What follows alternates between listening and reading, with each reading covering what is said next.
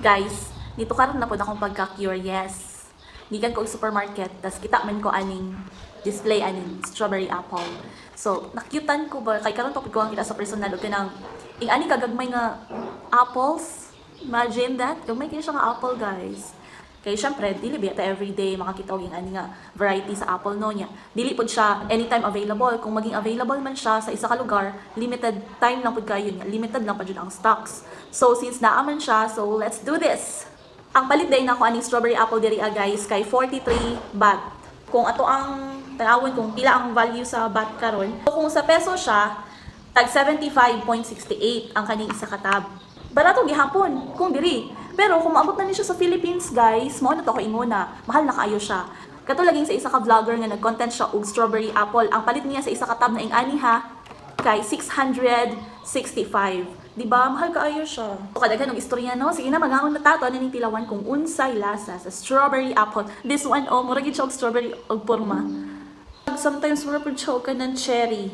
Mura pud siya og makopa, murag tambis. So, nga siya kagamay guys, Nanata diri ball pen. So, ball pen, regular na size nga ball pen. And then, can you see how small it is? Okay.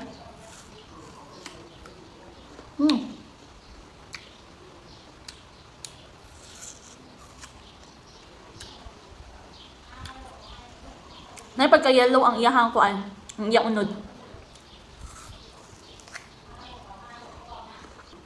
Crunchy siya guys. Nga juicy kayo sa sulod.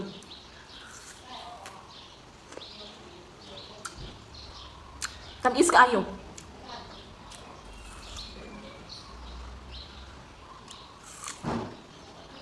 Wala pong siya liso sa sulod guys.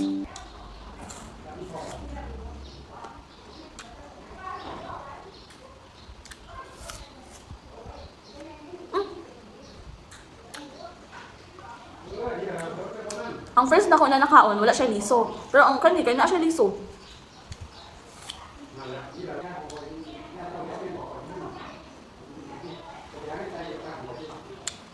So, there's another curiosity unlocked.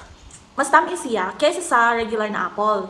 Strawberry apple is an apple. Under siya sa apples nga family. Thank you for watching.